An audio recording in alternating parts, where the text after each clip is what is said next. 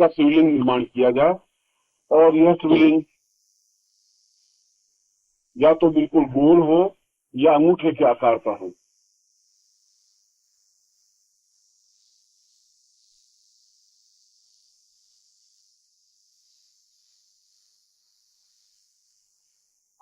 शिवलिंग बनाकर फिर इसे मंत्र सिद्ध किया जाए और चैतन्य किया जाए।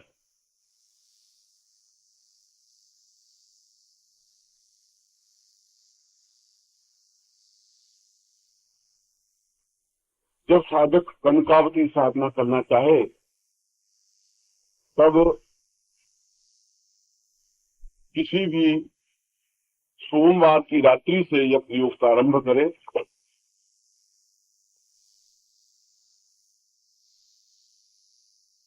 रात्रि को लगभग 11 बजे से प्रातः 3 बजे तक इस प्रयोग को करना चाहिए। मैं 11 बजे से 3 बजे ये कह रहा हूँ कि इस पुस्तक में अर्धम नीत्वा निशायाम ये शब्द है। इसका मतलब है कि साधना काल में आधी रात बीतनी चाहिए। आधी रात करीब 12 साढ़े 12 बजे के आसपास कहलाती है, तो 12:30 बजे की रात्रि उस समय बीतनी चाहिए जब आप साधनारत हो। इसलिए मैंने उसका सलाह या भावार्थ समझाया कि 11 बजे से 3 बजे के बीच में इस साधना को संपन्न करना चाहिए। और ये 21 दिन की साधना है।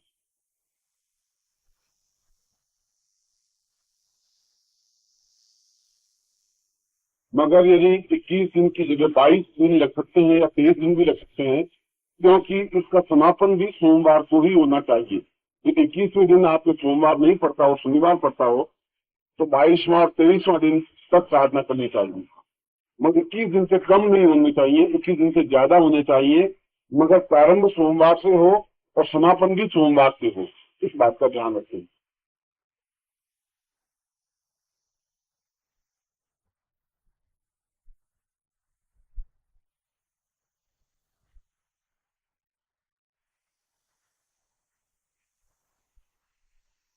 सामने किसी पात्र में, तांबे के पात्र में, और ऐसा तांबे का पात्र ले जिसमें लगभग 1 किलो या 1.25 किलो पानी आ सके। बिल्कुल छोटी तिरपानी नहीं है, बड़ी तिरपानी हो। नीचे आख का पत्ता रख करके, आंकड़े का पत्ता रखकर उसके ऊपर शिवलिंग को स्थापन कर दे।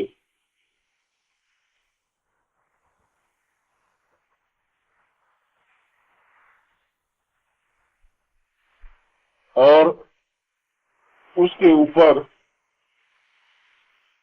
एक पिरमची रख दे। पिरमची मतलब 3 पैरों वाली ऐसी होती है जिसमें 3 डंडियां होती है, उसके ऊपर एक आधार होता है जहां पर आप लोटा रख सकते हैं। पिरमची कहते हैं क्या है, सिपाही या पिरमची। जलधार जैसे साधन देखने को मिलते हैं तालाब में, पूजा रूम में देख सकते हैं आप।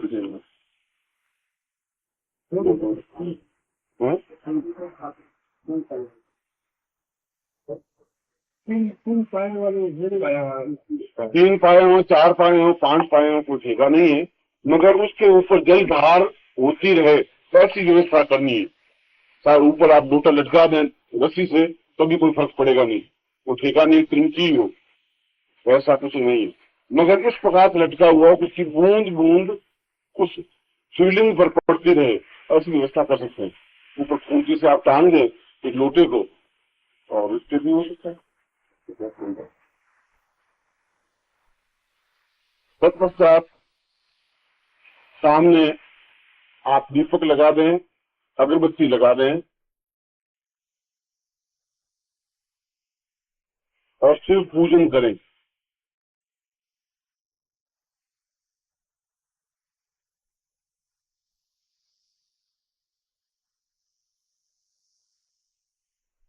यहाँ पर 2 बातें और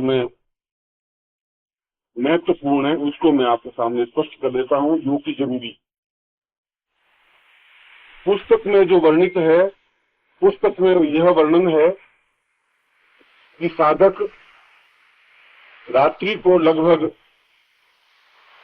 अर्धरात्रि से पूर्व या द्वितीय प्रहर प्रारंभ होने पर दूसरा प्रहर लगभग 10:15 बजे से शुरू होता है, 10 बजे शुरू होता था। दूसरा प्रहर प्रारंभ होने पर साधक सहसा नग्न होकर कलश लेकर कुएं पर जावे और स्नान करे और कलश को मांझ करके भर करके अपने घर में लावे और फिर सहसा नग्न होकर साधना प्रारंभ करे। ये तो है पुस्तक में वर्णित। मगर इस पुस्तक में वर्णित घटना पर भी मुझे बड़ी तकलीफ हो गई, वो भी बता देता हूँ, फिर इसका सॉल्यूशन क्या वो भी सुना। ये बहुत वर्ष पहले की बात है कि मैंने इस साधना क्रम को मेरे एक मित्र था, उस मित्र को मैंने ये बात कही कि यह कंकावती साधना है और ऐसा की जाती है। उसने कहा कि मुझे अवश्य कर दूं। मैंने कहा इसमें और कोई प्रॉब्लम कुछ नहीं है, प्रॉब्लम ये है कि वो नग्न होकर के जाना कुएं पर और वहां से आना और मार्ग में यदि कोई व्यक्ति मिल गया तो सुबह निकलना मुश्किल हो जाएगा। उसमें तकलीफ यही है। तो उसने कहा इस बात की चिंता नहीं है, वो बड़ा मजबूत लड़का था।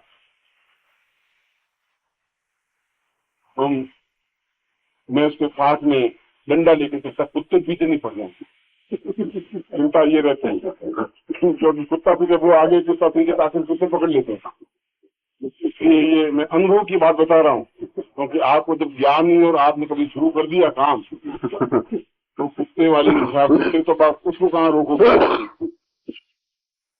तो मैं डंडा लेके तो उसके साथ चलता हूँ, तू साधना पूरी कर ले और देख लेते हैं क्या तुझे मिलती है नहीं मिलती है। ये फलोदी की घटना। और फलोदी में वहाँ सांगीदास का कुआ है, वहां पर रात को उस समय 12 बजे ट्रेन जोधपुर से पहुंचती है। वो यहाँ से शाम को 10 बजे रवाना होती है और रात को ठीक 11:30 या 12 बजे दिन। उस दिन हम कुछ लेट हो गए और वो तो बिल्कुल कपड़े उपड़े खोल करके और कलश लेके रवाना हुआ। मैं भी आधा डंडा लेके पीछे रवाना हुआ। अब उसने वहां जाकर के कल तो स्नान किया, स्नान करके कल को भरा, कल भर करके वापस रवाना हुए। तो गाड़ी आ गई थी और स्टेशन के थोड़ा सा आगे हुआ है, छोटा सा शहर है। अब तो बहुत बन गया है, ये बात 30-35 वर्ष पहले की बात। वापस रवाना हुए तो यात्री बेचारे पैदल चल रहे थे, गांव में शहर में जा रहे थे और ये बिल्कुल नग्न होकर के चला। अंधेरी रात। अब एक व्यक्ति ने देख लिया कि ये तो कोई भूत है, तो रात को तो ऐसा नंगा कौन जाएगा, या तो योगी या भोगी और तो कोई तीसरा नंगा घूमेगा नहीं। तो उसने पत्थर फेंकने शुरू, भूत रे भूत रे भूत रे। पुष्कर ने ब्राह्मण, पुष्कर ना ब्राह्मण वहां बहुत रहते हैं और वे आधे पागल होते ही, उनको वरदान है वो न तो पूरे पागल न पूरे सुनता।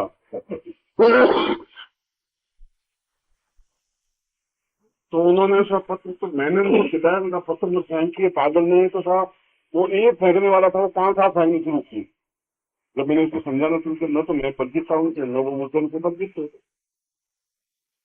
थे। जगह जगह से बेचारे का शरीर तो पता ही, हमारा भी पता, उसका भी पता, मेरी भी खोपड़ी दूसरी जगह खोपड़ी उसकी। और बड़ी मुश्किल से हम घर में घुसे। जब घर में घुसे तो वो पीछे दौड़ के वो दरवाजे तक आए। ये भूत कहाँ जाते हैं, मिसाले कई लोगों को मार चुके हैं और एक तो लोग मर गए होंगे भूत के पेड़ के, किसी को भूत चढ़ गया होगा। अब उन्होंने सोचा कि आज उस मौका मिला, आज भूत को ही खत्म करना है।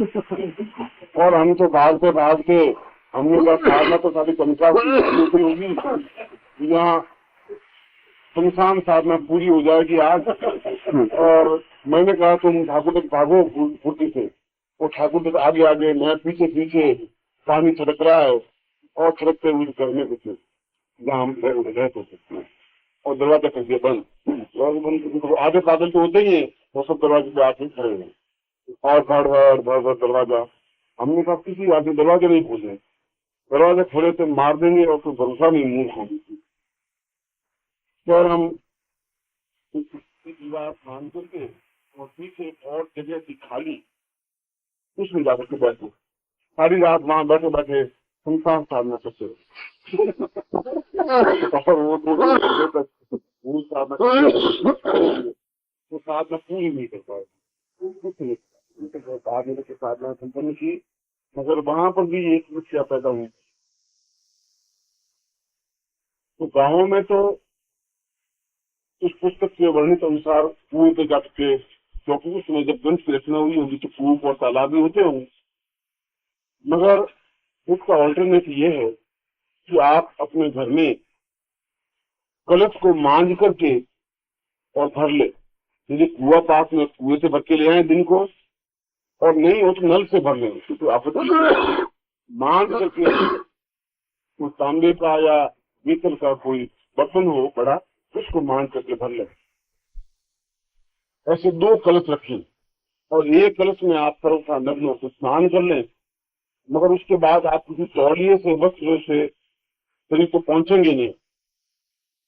ये तांत्रिक प्रणाली है, इसीलिए उस तरीके से पहुंचना पड़ेगा मुझे। और दूसरे कलश को फिर उठा करके आप अपने साधना स्थल पर जाकर बैठ जाए। इसलिए कुएं पर जाकर के आने की और ये कोई कंपल्सरी नहीं है, इसलिए कि इस प्रकार से साधना करने पर भी सफलता मिली है, इसलिए वो प्रामाणिक है। मगर किसी प्रकार का आसन नहीं है, आप आसन दिखा करके नहीं बैठेंगे। और जो जमीन हो, यदि शहर में अगर मकान है तो फर्श बना हुआ है तो उसके ऊपर गोबर से आप लीप दीजिए, लीप करके फिर आप बैठिए, फर्श पर आप नहीं बैठेंगे। यदि संगमरमर बना हुआ है या जरजू है या फर्श है तो आप इसके ऊपर गोबर से लीप करके पहले से तैयार रखिए, फिर आप साधना में आप वहां जाकर बैठ जाइए।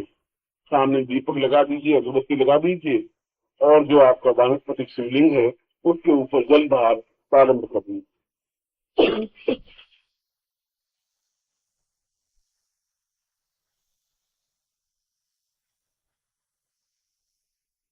शिवलिंग के नीचे अर्क हो, आंख का पत्ता हो, और शिवलिंग के ऊपर बीलपत्र हो। आप कुछ साधना में 108 बीलपत्र नित्य चढ़ाने पड़ेंगे, इसलिए बीलपत्र पहले से ला करके धो करके रख देने चाहिए। 3 पंखुड़ियों वाला बीलपत्र ही प्रामाणिक मान्यता प्राप्त है, 2 या 4 पंखुड़ियों वाला बीलपत्र नहीं चढ़ाना चाहिए। त्रिदलम त्रिगुणाकारम त्रिनेत्रम च त्रयायुधम त्रिजन्म पाप संहारम एक बीलपत्र स्वातन।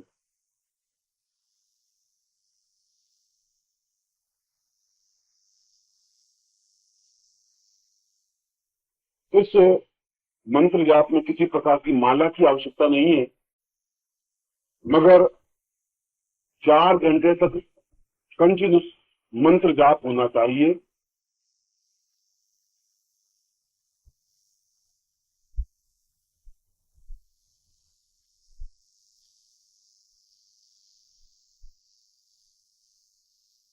और प्रत्येक 5 या 7 मिनट बाद एक बीलपत्र फिर रख देना चाहिए।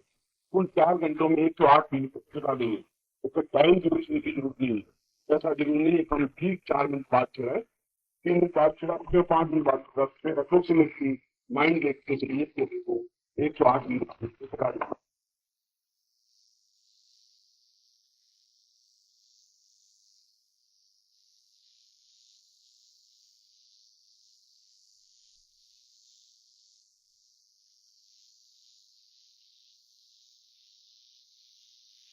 सद्गुरुदेव डॉक्टर नारायण दत्त श्रीमाली जी के दुर्लभ वीडियोस, पुस्तक, पत्रिका एवं साधना की निःशुल्क दीक्षा प्राप्त करने के लिए नीचे लिखे हुए नंबर पर वीरल पटेल जी को व्हाट्सएप पे अपना नाम और अपने शहर का नाम लिखकर भेजें। धन्यवाद।